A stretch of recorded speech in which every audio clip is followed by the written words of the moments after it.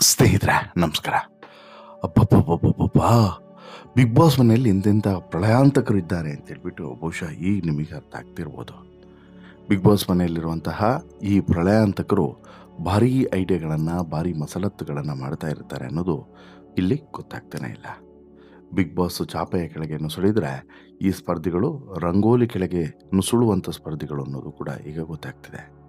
ಅಂದರೆ ಒಂದೊಂದು ಐಡಿಯಾಗಳನ್ನು ಇವ್ರು ಮಾಡೋದು ಇದೆಯಲ್ಲ, ಇದು ಬಹುಶಃ ನೀವು ಯಾರೂ ಕೂಡ ಥಿಂಕ್ ಕೂಡ ಮಾಡಲಿಕ್ಕೆ ಸಾಧ್ಯವಿಲ್ಲ. ಈ ರೀತಿ ಆಲೋಚನೆಯನ್ನು ಕೂಡ ನಮ್ಮ ತಲೆಯಲ್ಲಿ ನಾವು ಮಾಡಲ್ಲ. ಅಂತಹ ಐಡಿಯಾಗಳನ್ನು ಹಾಕ್ಕೊಂಡು ಬಿಗ್ ಬಾಸ್ಗೆ ಚಳ್ಳೆ ಹಣ್ಣು ತಿನ್ನಿಸುವಂಥ ಪ್ರಯತ್ನವನ್ನು ಕೆಲವು ಸ್ಪರ್ಧಿಗಳು ಮಾಡ್ತಿದ್ದಾರೆ. ಈಗ ಈಗ ಈ ಸಾಲಿಗೆ ಸೇರುವಂತಹ ಮತ್ತು ತನ್ನ ಈ ಒಂದು ಚಳ್ಳೆ ಹಣ್ಣು ತಿನ್ನಿಸುವಂಥ ಪ್ರಯತ್ನದಲ್ಲಿ ಸೋತಿರುವಂಥ ಸ್ಪರ್ಧಿ ಯಾರು ಅಂತೇಳಿ ಕೇಳಿದರೆ ಅದು ರಕ್ಷಿತಾ ಶೆಟ್ಟಿ. ಹೌದು, ಅತಿಯಾದಂಥ ಬುದ್ಧಿವಂತಿಕೆ ಮತ್ತು ಅತಿಯಾದಂತಹ ಸ್ಮಾರ್ಟ್ನೆಸ್ನಿಂದ ರಕ್ಷಿತಾ ಶೆಟ್ಟಿ ಕೆಲವೊಂದು ಎಡವಟ್ಟುಗಳನ್ನು ಮಾಡ್ತಾರೆ. ಬಟ್ ಅವ್ರಿಗೆ ಗೊತ್ತೇ ಇರೋದಿಲ್ಲ, ಈ ಎಡವಟ್ಟು ಒಂದು ರೀತಿಯಲ್ಲಿ ಇಡೀ ಜಗತ್ತಿಗೆ ಗೊತ್ತಾಗ್ತಿದೆ ಅಂತೇಳಿ. ಅದೇ ಬೆಕ್ಕು ಕಣ್ಣು ಮುಚ್ಕೊಂಡು ಹಾಲು ಕುಡಿದ್ರೆ ಯಾರಿಗೂ ಗೊತ್ತಾಗಲ್ಲ ಅಂತೇಳಿ ತಿಳ್ಕೊಳ್ತಲ್ಲ, ಹಾಗೆ ಇಲ್ಲೂ ಕೂಡ ಹಾಗೆ. ಈ ಮನುಷ್ಯ ಇಲ್ಲಿ ಏನೇನು ಮಾಡ್ತಿದ್ದಾರೆ, ಯಾರು ಇಲ್ಲೂ ಕೂಡ ಹಾಗೆ. ಇಲ್ಲಿ ರಕ್ಷಿತಾ ಏನೇನು ಮಾಡ್ತಿದ್ದಾನೆ ಅನ್ನೋದು ಬಹುಶಃ ಆಕೆ ಗೊತ್ತೇ ಇಲ್ಲ. ಬಟ್ ಆದರೆ ಆಕೆಯನ್ನು ನೋಡ್ತಿರೋರಿಗೆ ಸ್ಪಷ್ಟವಾಗಿ ಗೊತ್ತಾಗ್ತಿದೆ. ಅದರಲ್ಲೂ ಕೂಡ ಇತ್ತೀಚೆಗಷ್ಟೇ ಡ್ರೆಸ್ ಚೇಂಜಿಂಗ್ ರೂಮ್ನಲ್ಲಿ ಪಿಸು ಧ್ವನಿಯಲ್ಲಿ ಮಾತನಾಡಿದಂಥ ಅಶ್ವಿನಿ ಜಾಹ್ನವಿ ಬೆಂಡೆತ್ತಿಸ್ಕೊಂಡು ಕೂತಿರುವಂಥ ಸಂದರ್ಭದಲ್ಲಿ ಈಕೆ ಮತ್ತದೇ ತಪ್ಪನ್ನು ಮಾಡಿದೆ. ಈಕೆ ಮಾಡಬಾರ್ದ ಕೆಲಸವನ್ನು ಹೋಗಿ ಡ್ರೆಸ್ ಚೇಂಜಿಂಗ್ ರೂಮ್ನಲ್ಲಿ ಮಾಡಿ ಬಂದಿದ್ದಾಳೆ. ಹಾಗಾದರೆ ಏನು ಮಾಡಿದ್ದಾಳೆ ಹೇಳ್ತಾ ಹೋಗ್ತೀನಿ. ಅದಕ್ಕಿಂತ ಮುಂಚೆ ನೀವಿನ್ನೂ ಕೂಡ ನಮ್ಮ ಚಾನಲನ್ನು ಸಬ್ಸ್ಕ್ರೈಬ್ ಮಾಡಿಲ್ಲ ಅಂದರೆ ದಯವಿಟ್ಟು ಕೂಡಲೇ ಸಬ್ಸ್ಕ್ರೈಬ್ ಮಾಡಿ ಸ್ನೇಹಿತರೆ. ನೋಡಿ, ಕೆಲವೊಂದು ಸಲ ನಾವು ಎಲ್ಲೇ ಇದ್ದರೂ ಕೂಡ ಒಂದು ಶಿಸ್ತಿನ ಜೀವನವನ್ನು ಸಾಗಿಸಬೇಕು. ಆ ಶಿಸ್ತು ನಮ್ಮನ್ನು ಕಾಪಾಡಬೇಕು. ಅದನ್ನು ಬಿಡ್ಕೊಂಡು ಒಟ್ರಾಶಿ 4 ಜನ ಬದುಕ್ತಿದ್ದಾರೆ, ಅದಕ್ಕೆ ನಾನು ಕೂಡ ಬದುಕ್ತಿದ್ದೀನಿ ಅನ್ನೋ ರೀತಿಯಲ್ಲಿ ಬದುಕೋದಕ್ಕಿಂತ ಬದುಕಿದ ಆ 4 ದಿನ ಎಷ್ಟು ವ್ಯಾಲ್ಯೂತವಾಗಿತ್ತು ಅನ್ನೋದನ್ನು ಕೂಡ ನಾವಿಲ್ಲಿ ಗಮನಿಸಬೇಕು. ಬಿಗ್ ಬಾಸ್ ಮನೆಯ ಈ ಸ್ಪರ್ಧಿಯಾಗಿರುವಂತಹ ರಕ್ಷಿತಾ ಶೆಟ್ಟಿ ಈ ವಿಚಾರದಲ್ಲಿ ಚಾಲಾಕಿ, ಸಿಕ್ಕಾಬಟ್ಟೆ ಚಾಲಾಕಿ. ಆಕೆ ಮಾಡುವಂಥ ಒಂದೊಂದು ಈ ಚಾಲಾಕಿತನ ಬಹುಶಃ ಯಾರಿಗೂ ಕೂಡ ಗೊತ್ತಾಗೋದಿಲ್ಲ ಅನ್ನೋದು ಆಕೆಯ ಮೂರ್ಖತನ. ತೀರಾ ಜಾಸ್ತಿ ಟೈಮ್ ಏನಾಗಿಲ್ಲ, ಅಶ್ವಿನಿ ಗೌಡ ಹಾಗೂ ಜಾಹ್ನವಿ ಈ ಡ್ರೆಸ್ ಚೇಂಜಿಂಗ್ ರೂಮ್ನಲ್ಲಿ ಮೈಕನ್ನು ಬಿಚ್ಚಿಟ್ಟು ಪ್ಲಾನನ್ನು ಮಾಡಿದ್ದಕ್ಕೆ ಕಿಚ್ಚ ಸುದೀಪ್ ಕ್ಲಾಸನ್ನು ತೆಗೆದುಕೊಂಡಿದ್ದರು. ಪಿಸು ಧ್ವನಿ ಮಾತನಾಡಿದ್ದಕ್ಕೆ ಇಬ್ಬರನ್ನು ಕೂಡ ಬಿಗ್ ಬಾಸ್ ನೇರವಾಗಿ ನಾಮಿನೇಟ್ ಕೂಡ ಮಾಡಿದರು. ಈಗ ನೋಡಿದರೆ ರಕ್ಷಿತಾ ಶೆಟ್ಟಿ ಯಾರೂ ಕೂಡ ಊಹಿಸದಂಥ ಕೆಲಸವನ್ನು ಇದೇ ಡ್ರೆಸ್ ಚೇಂಜಿಂಗ್ ರೂಮ್ನಲ್ಲಿ ಹೋಗಿ ಮಾಡಿದ್ದಾರೆ. ಈ ರೀತಿ ಮಾಡ್ಬೋದು ಅಂತಲೂ ಕೂಡ ಯಾರಿಗೂ ಕೂಡ ಆಲೋಚನೆ ಬಂದಿರಲಿಲ್ಲ. ಆದರೆ ಈ ಒಮ್ಮಂಗೆ ಈ ಆಲೋಚನೆ ಬಂದಿತ್ತು. ಹೌದು, ಈ ತಪ್ಪನ್ನು ಮಾಡಿರುವಂಥ ರಕ್ಷಿತಾ ಶೆಟ್ಟಿಗೆ ಏನು ಶಿಕ್ಷೆಯನ್ನು ವಿಧಿಸ್ತಾರೆ ಅನ್ನೋದನ್ನು ಕಾದು ನೋಡಬೇಕು. ಬಟ್ ರಕ್ಷಿತಾ ಶೆಟ್ಟಿ ಮಾಡಿರುವಂಥದ್ದು ಮಹಾ ಅಪರಾಧ ಅನ್ನೋದರಲ್ಲಿ ಡೌಟ್ ಇಲ್ಲ. ಯಾಕಂತ ಹೇಳಿದ್ರೆ ಬಿಗ್ ಬಾಸ್ ಮನೆಯ ರೂಲ್ಸು ರೆಗ್ಯುಲೇಷನ್ಸ್ಗಳನ್ನು ಫಾಲೋ ಮಾಡಬೇಕಾಗಿರೋದು ಇವರೆಲ್ಲರದ್ದು ಕೂಡ ಕರ್ತವ್ಯ. ಆದರೆ ಅದನ್ನೇ ಇವರು ಗಾಳಿಗೆ ತೂರಿ ತಮಗೆ ಬೇಕಾದಂಗೆ ತಾವು ಇಲ್ಲಿ ಒಂದಷ್ಟು ಮೊಂಡುತನವನ್ನು ಪ್ರದರ್ಶನ ಮಾಡ್ತಿದ್ದಾರೆ. ಈಗ ನೋಡಿದ್ರೆ ರಕ್ಷಿತಾ ಶೆಟ್ಟಿ ಯಾರೂ ಕೂಡ ಊಹಿಸದಂಥ ಕೆಲಸವನ್ನು ಮಾಡಿದ್ದಾರೆ. ಬಟ್ಟೆ ಚೇಂಜ್ ಮಾಡುವಂಥ ನೆಪದಲ್ಲಿ ಈ ಚೇಂಜಿಂಗ್ ರೂಮ್ಗೆ ಹಾಗೂ ವಾಷಿಂಗ್ ರೂಮ್ಗೆ ಹೋಗ್ಬಿಟ್ಟು ರಕ್ಷಿತಾ ಶೆಟ್ಟಿ ನಿದ್ದೆ ಮಾಡ್ತಾ ಇದ್ದಾರೆ. ರಕ್ಷಿತಾ ಶೆಟ್ಟಿ ಅವರ ಚಾಲಕಿತನವನ್ನು ಗಿಲ್ಲಿ ಬಟಾಬಯಲು ಮಾಡಿದ್ದಾನೆ.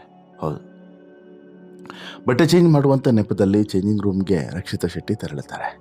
ಅಲ್ಲಿ ರಕ್ಷಿತಾ ನಿದ್ದೆ ಮಾಡ್ತಾ ಇರ್ತಾರೆ.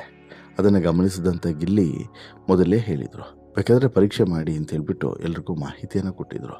ಸ್ವಲ್ಪ ಹೊತ್ತಾದರೂ ಕೂಡ ರಕ್ಷಿತಾ ಶೆಟ್ಟಿ ಬಾರದೇ ಇದ್ದಾಗ ಕ್ಯಾಪ್ಟನ್ ಧನುಷ್ ವಿಚಾರಿಸಿದಾಗ ಆಗ ಟಾಸ್ಕ್ ಆಗಿ ಬಟ್ಟೆ ಚೇಂಜನ್ನು ಮಾಡ್ತಾ ಇದ್ದೇನೆ ಅಂತ ಹೇಳ್ಬಿಟ್ಟು ರಕ್ಷಿತಾ ಹೇಳ್ತಾರೆ.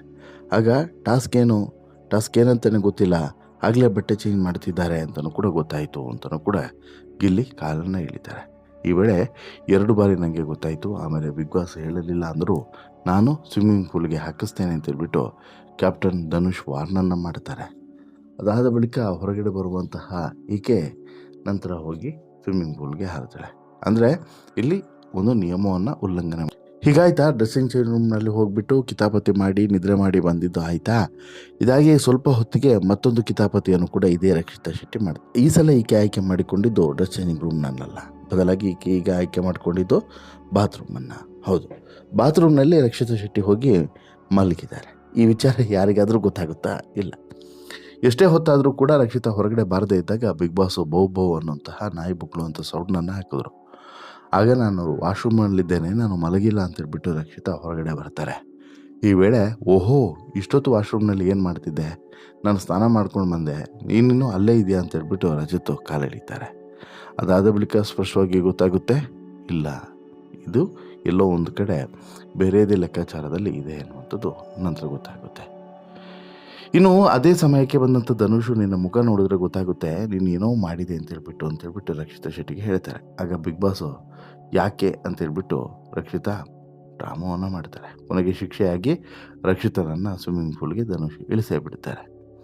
ಅದಾದ ಬಳಿಕ ಎಷ್ಟು ಜೋರಾಗಿ ಬೋಬೋ ಹಾಕಿದ್ರು, ನಂಗೆ ಬೋಬೋ ಅಂತೇಳಿ ಹಾಕಿದ ಕೂಡಲೇ ಎಚ್ಚರಿಕೆ ಆಯಿತು ಅಂತ ಹೇಳ್ಬಿಟ್ಟು ಮಾತಿನ ಬರದಲ್ಲಿ ರಕ್ಷಿತಾ ಹೇಳಿಬಿಟ್ರು. ಅಲ್ಲಿಗೆ ವಾಶ್ರೂಮ್ನಲ್ಲಿ ರಕ್ಷಿತಾ ನಿದ್ದೆಯನ್ನು ಮಾಡ್ತಿದ್ರು ಅನ್ನೋದು ಪಕ್ಕ ಆಯಿತು. ಅದರ ಜೊತೆಗೆ ವೀಕೆಂಡ್ನಲ್ಲಿ ಒಂದು ವಿಚಾರನೂ ಕೂಡ ಚರ್ಚೆ ಆಗೋದಕ್ಕೆ ಬಂತು. ಏನು ರಕ್ಷಿತಾ ಶೆಟ್ಟಿಯ ಈ ನಿದ್ದೆಯ ಕಹಾನಿಯ ಬಗ್ಗೆ. ಇನ್ನು ಇಷ್ಟೆಲ್ಲ ಆಗ್ತಿದ್ದಂತೆ ರಕ್ಷಿತಾ ಬಗ್ಗೆ ಒಂದಷ್ಟು ಜನ ಸ್ಪರ್ಧಿಗಳು ತಮ್ಮಷ್ಟಕ್ಕೆ ತಾವು ಒಂದಷ್ಟು ಅಭಿಪ್ರಾಯಗಳನ್ನು ವ್ಯಕ್ತಪಡಿಸೋದಕ್ಕೆ ಶುರು ಮಾಡಿದ್ರು. ಅವಳು ನಿಜವಾಗ್ಲೂ ಕೂಡ ಇನ್ನಸೆಂಟಾ, ವಿಚಾರಗಳು ಅವಳಿಗೆಲ್ಲದೂ ಕೂಡ ಸ್ಪಷ್ಟವಾಗಿ ಗೊತ್ತಾಗ್ತಿಲ್ವಾ? ಹೀಗೆ ಕಾವ್ಯ ಕೇಳಿದಾಗ ನಿಜವಾಗಿಯೂ ಕೂಡ ಆಕೆ ಇನ್ನಸೆಂಟ್ ಅಲ್ಲ, ಎಲ್ಲ ವಿಚಾರಗಳು ಕೂಡ ಆಕೆಗೆ ಗೊತ್ತಾಗುತ್ತೆ ಅಂತೇಳಿ ಸ್ಪಂದನ ಅಭಿಪ್ರಾಯವನ್ನು ಪಡ್ತಾರೆ. ಇನ್ನು ವಾಶ್ರೂಮ್ಗೆ ಹೋಗುವಾಗ ಜಾಸ್ತಿ ಸಮಯವಾದರೆ ಆದಮೇಲೆ ಪುಕ್ಷಟೆ ಸಲಹೆಯನ್ನು ಕೊಡುವಂಥ ರಕ್ಷಿತಾ ಶೆಟ್ಟಿ, ನೀವು ಯಾರಾದರೂ ಬಿಗ್ ಬಾಸ್ನ ವಾಶ್ರೂಮ್ಗೆ ಹೋದರೆ ಒಂದು ಸೌಂಡನ್ನು ಮಾಡ್ತಾರೆ, ಇಲ್ಲ ಅಂತ ಹೇಳಿದ್ರೆ ಬಿಗ್ ಬಾಸ್ ಅಂದ್ಕೊಳ್ತಾರೆ ನೀವು ಮಲಗಿದ್ದೀರಾ ಅಂತ ಹೇಳ್ಬಿಟ್ಟು. ಹಾಗಾಗಿ ಇಲ್ಲಿ ನೀವು ಬಿಗ್ ಬಾಸ್ ಮನೆಯ ಒಳಗಡೆ ಅಥವಾ ಬಾತ್ರೂಮ್ನ ಒಳಗಡೆ ಹೋಗುವಂಥ ಸಂದರ್ಭದಲ್ಲಿ ಸ್ವಲ್ಪ ಸೌಂಡ್ ಮಾಡ್ತಾ ಇರಿ ಅನ್ನೋಂಥ ವಿಚಾರವನ್ನು ಈಕೆ ಬಹಿರಂಗವಾಗಿ ಹೇಳ್ಕೊಂಡಿದ್ದಾಳೆ, ಯಾರು ರಕ್ಷಿತಾ. ಆದರೆ ಈಕೆ ಮಾಡಿದಂಥ ತಪ್ಪಿನ ಪರಿಣಾಮ ಈಕೆ ಮಾತ್ರ ಅರ್ಥ ಆಗ್ತಿಲ್ಲ. ಅಂದರೆ ಈಕೆ ಒಂದು ಇಲ್ಲೇನಿತ್ತು ನಿಯಮ, ಆ ನಿಯಮದ ಪ್ರಕಾರ ಈಕೆ ಹೋಗುವಂತಿಲ್ಲ, ಮಲಗುವಂತಿಲ್ಲ, ಡಿ ಟೈಮ್ನಲ್ಲಿ ಮಲಗೋ ಹಾಗಿಲ್ಲ. ಆದರೆ ಆ ನಿಯಮವನ್ನು ಉಲ್ಲಂಘಿಸಿದಂತೆ ಈಕೆ ಹೋಗಿ ಹಗಲು ಹೊತ್ತಿನಲ್ಲೇ ಮಲ್ಕೊಂಡಿದ್ದು ತಪ್ಪಲ್ವಾ? ಹಗಲು ಹೊತ್ತಿನಲ್ಲೇ ಹೋಗಿ ಅಲ್ಲಿ ನಿದ್ರೆ ಮಾಡುವಂಥದ್ದು ತಪ್ಪಲ್ವಾ? ಈಗ ಈ ತಪ್ಪಿಗೆ ಶಿಕ್ಷೆ ಆಗಬೇಕಲ್ವಾ? ಬಿಗ್ ಬಾಸ್ ಅಂತೂ ಶಿಕ್ಷೆಯನ್ನು ವಿಧಿಸಲಿಲ್ಲ. ಈಗ ಕಿಚ್ಚ ಸುದೀಪ್ ಅವರು ವೀಕೆಂಡ್ನಲ್ಲಿ ಈ ವಿಚಾರವನ್ನು ತೆಗೆದುಕೊಂಡು ಯಾಕೆ ಈ ರೀತಿ ಮಾಡುವಂಥದ್ದು, ಒಂದು ಚೇಂಜಿಂಗ್ ರೂಮ್ನಲ್ಲಿ ಹೋಗಿ ನಿದ್ರೆ ಮಾಡುವಂಥದ್ದು, ವಾಶ್ರೂಮ್ನಲ್ಲಿ ಹೋಗಿ ನಿದ್ರೆ ಮಾಡುವಂಥದ್ದು, ಅಂತಹ ದರ್ದೇನಿತ್ತು, ಅಂತಹ ಅನಿವಾರ್ಯತೆ ಏನಿತ್ತು, ಅಂತಹ ಅವಶ್ಯಕತೆ ಏನಿತ್ತು, ಅರ್ಜೆಂಟ್ ಏನಿತ್ತು ಅನ್ನೋಂಥ ಪ್ರಶ್ನೆಯನ್ನು ಈಗ ಎಲ್ಲರೂ ಕೂಡ ಕೇಳ್ತಿದ್ದಾರೆ. ಹಾಗೇನಾದರೂ ಇದ್ದಿದ್ರೆ ಅದಕ್ಕೆ ಬೇರೆ ದಾರಿ ಇತ್ತು. ಬಟ್ ಆದರೆ ಈ ಡ್ರೆಸ್ ಚೇಂಜಿಂಗ್ ರೂಮ್ನಲ್ಲಿ ಹೋಗಿ ನಿದ್ರೆ ಮಾಡುವಂಥದ್ದು, ಬಾತ್ರೂಮಲ್ಲಿ ಹೋಗಿ ನಿದ್ರೆ ಮಾಡುವಂತಹ ಒಂದು ಚೀಪ್ ಯೋಚನೆ ಅದ್ಯಾಕೆ ಈಕೆಗೆ ಬಂತೋ ಗೊತ್ತಿಲ್ಲ. ನಿಮ್ಮ ಅಭಿಪ್ರಾಯ ಏನು ಸ್ನೇಹಿತರೆ? ಈ ಬಗ್ಗೆ ದಯವಿಟ್ಟು ನಿಮ್ಮ ಅಭಿಪ್ರಾಯನ ಕಮೆಂಟ್ ಮಾಡಿ ತಿಳಿಸಿ. ಅದಕ್ಕೆ ಇಷ್ಟ ಆಯಿತು ಅಂತ ಹೇಳಿದ್ರೆ ಲೈಕ್ ಮಾಡಿ, ಶೇರ್ ಮಾಡಿ, ಚಾನಲ್ಗೆ ಸಬ್ಸ್ಕ್ರೈಬ್ ಆಗೋದನ್ನು ಮರಿಬೇಡಿ. ಧನ್ಯವಾದ.